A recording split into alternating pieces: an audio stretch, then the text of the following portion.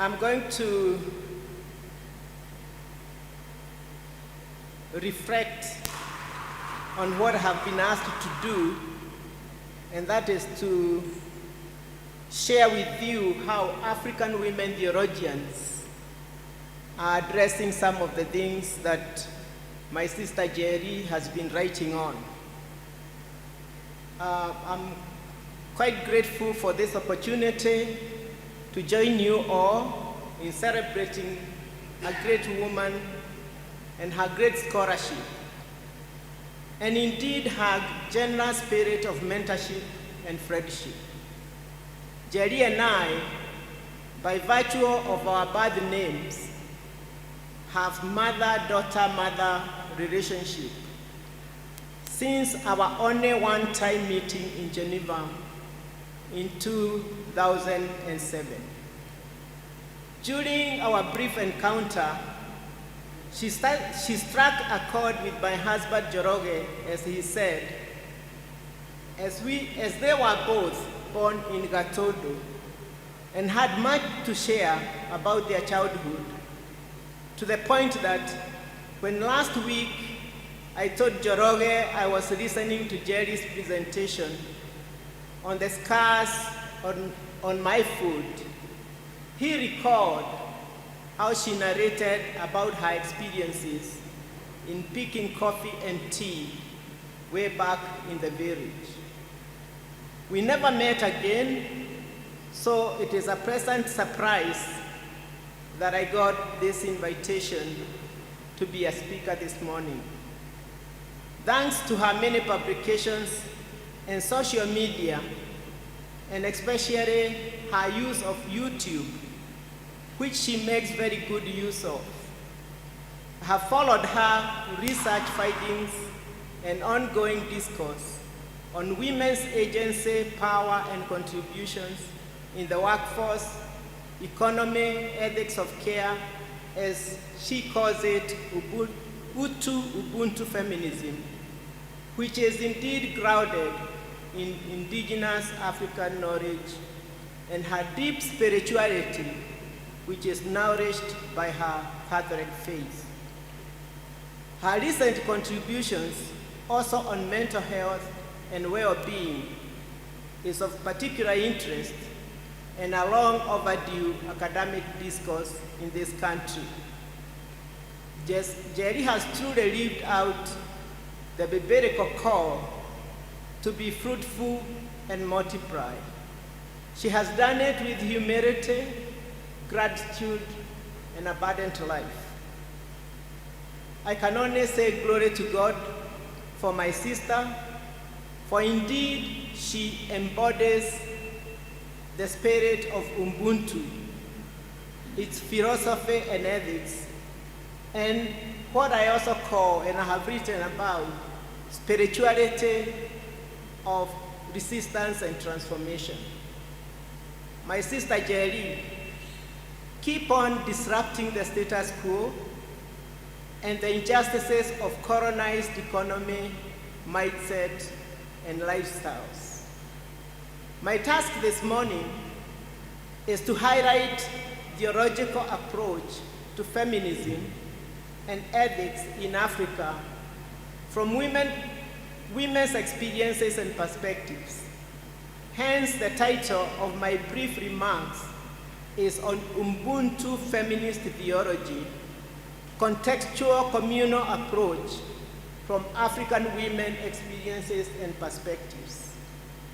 Everything has a backstory, so I reconnect with Njeri in 1989 when she was heading to Cambridge University. I was with about 70 African women whom I would refer to as emerging theologians and religious scholars from theological institutions and universities, when we gathered in Accra, Ghana, to lift our voices, our vision, our aspirations to ensure African theological thought and practice is no longer only in the hands of men and foreigners, especially those who had colonized us.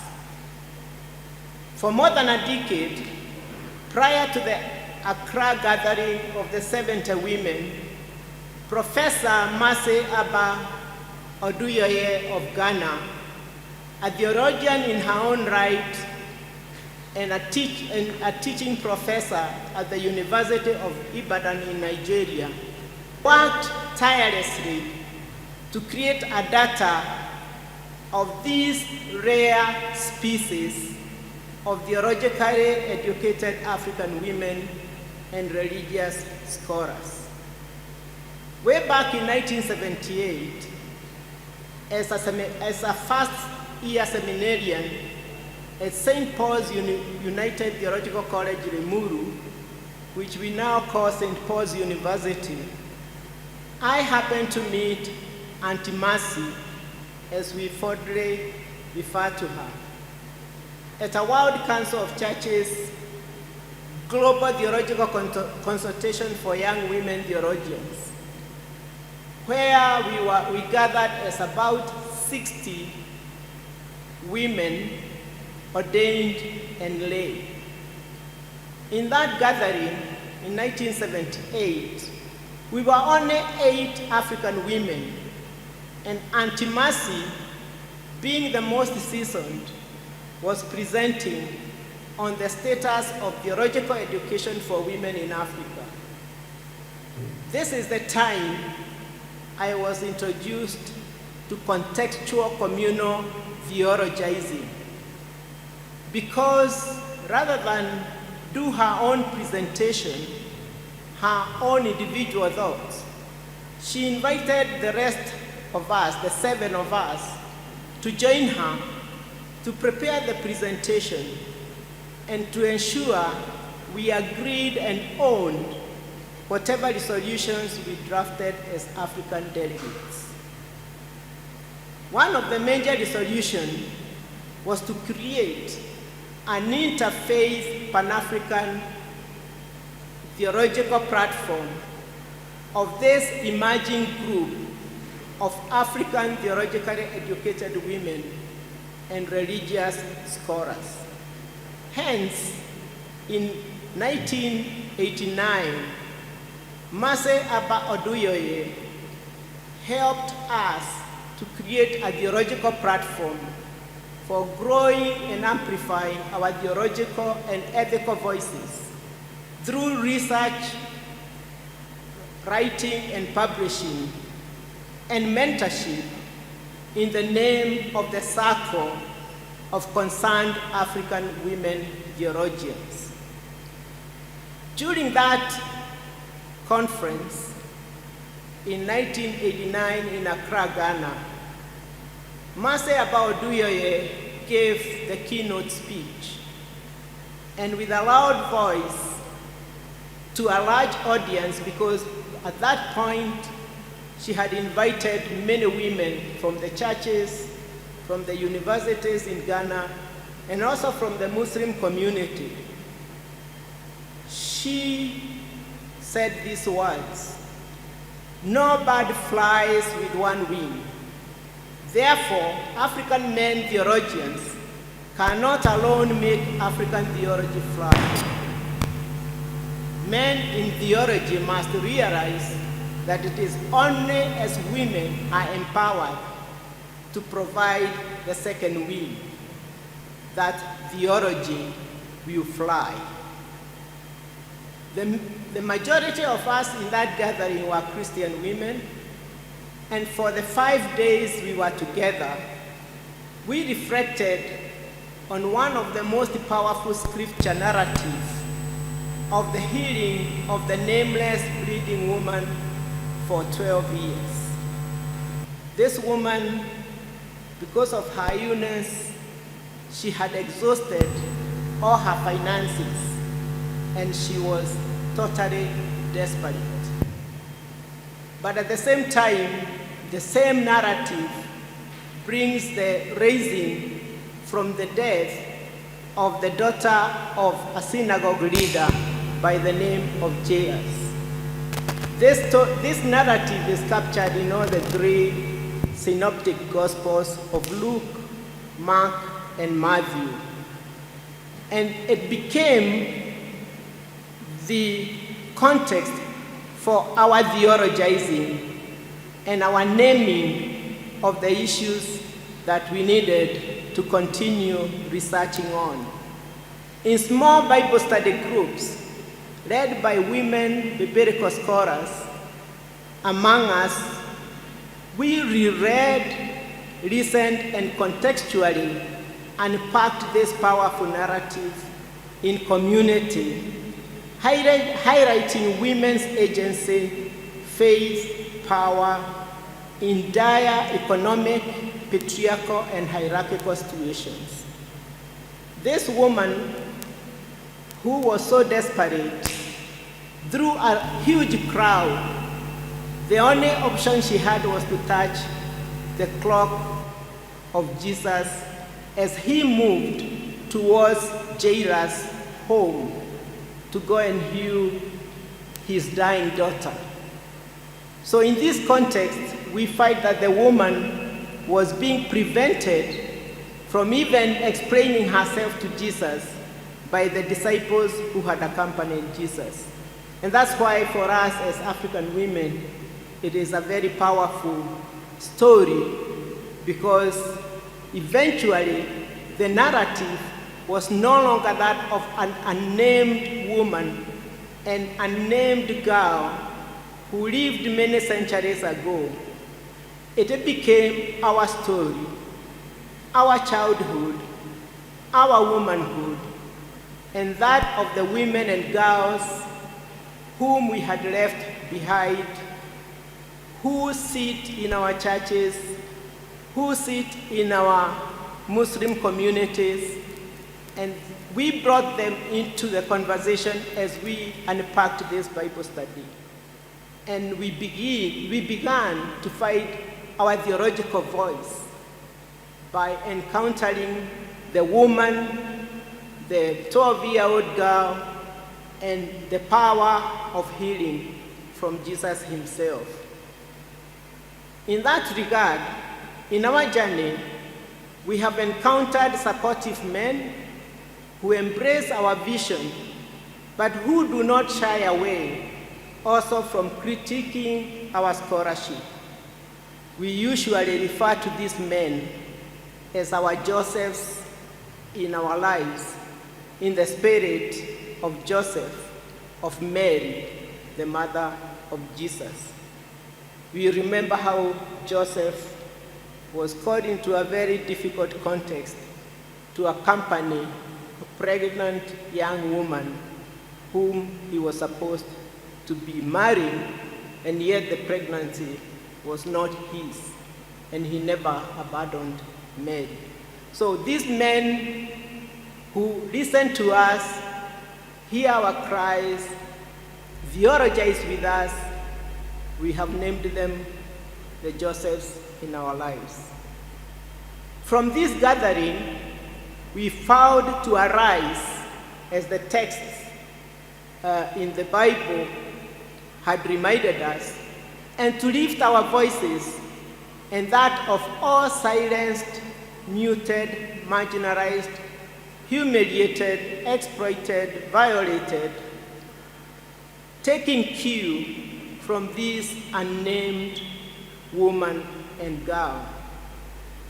We interrogate the women in the Bible who we also find that they are in the margins of their religious communities and in society. We learn from these women as we theologize, but also as we create sermons, those of us who preach. Like Njeri, we care deeply about the women in the margins of religious communities and society as we interrogate their own theological and ethical thoughts and practices. I remember when I started my parish ministry in Bahati, many of the women in my congregation were market women. And as a young woman, they indeed taught me a lot about their faith, about their struggles. And when I encountered these other African women, I could hear similar stories of how they work together with these women to develop theological thought and practices that address the injustices of this world.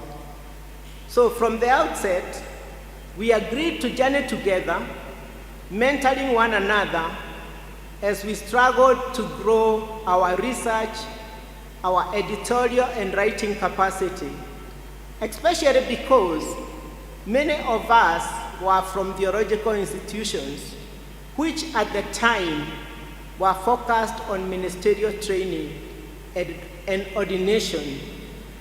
And mostly, ordination by then was open only to men in most of our churches. So with limited academic research and writing emphasis, we had indeed to struggle to find our capacity. And that's why for us, working together up to this day has been very important as we mentor one another, not only in writing, but also the researching methodologies, editorial work, and also negotiating for the publications of our findings. This also included fundraising to facilitate publishing, scholarships, so that many women would become part of this community of theologically educated women, not necessarily seeking ordination, but seeking the education itself, which is very empowering. Like Njeri, we invoke childhood learnings from our grandmothers, mothers, sisters, how to grow powerful sisterhood in faith and to overcome obstacles in solidarity with one another. We approach our research and writings from different theological fields of biblical and cultural hermeneutics, systematic theology, ethics, religious studies, church history, and from lived experiences. We agreed on a variety of topics to explore for 7 years, meanwhile enlarging the circle through country chapters, taking into account the academic language of each country. So some of us write in English, others French, and Portuguese. We also rediscovered the art of storytelling as a powerful methodology of reclaiming our own dignity, our humanity, what we are also calling Ubuntu. It has also helped us through storytelling to recapture the indigenous African spirituality and cultural heritage, which are transformative and healing and life-giving. In addition, from field and archival research and theological and historical literature reviews, as well as engaging with the journal of memoirs, biographies, and autobiographies, we are continuing to unearth and recovering and naming women and their enormous contributions in establishing churches and shaping Christianity, theology, and ethics in Africa. You find that most of the writings before we came on board, you rarely discover who are the women, many women who have founded churches in this continent and who continue to found those churches. We also, for instance, in my PhD thesis at Princeton Theological Seminary, I interrogated and interviewed the Gikuyu women who shaped the founding of the Presbyterian Church of East Africa. Mostly we hear the stories of the missionaries and the men who became the church leaders. But in 1922, there was a group of young women who were introduced to what the Scottish Presbyterians call Women's Guild or Girls' Guild. And they started also interrogating these women in the Bible, learning about the harmful cultural practices of the day. And one of them is what we call the female circumcision in those days. And it is these young women in 1922 who joined the missionaries to say no to female circumcision for their daughters. And they formed what they then called Keamakeago, the Council of the Shield. They invoked a symbol of defense because they said they would have to defend their daughters from being circumcised. This story, I lived with this from my own mother, who was born at Tomotomo. And even though her mother never became a Christian, but had gone to Mabere school, decided when her daughters are ready, they will not be circumcised. So my mother would retell that story all the time to me. And so when I went to do my doctoral thesis, I decided to discover who are these women by name. And that's the thesis that I did, and later published a book, Keamakeago, Ethics of Resistance and Transformation, which emerged from these women in the 20s all the way to the 1970s. Consequently, we affirm our dignity and humanity as embodied in Ubuntu philosophy and ethics.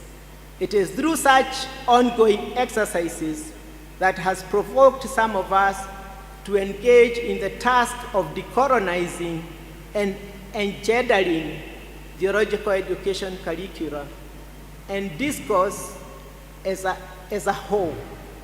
A good example of one of the institutions in this country where this has been happening since the 1990s is St. Paul's University, Limuru, which was formerly Theological College and a leading theological institution in Kenya since 1903.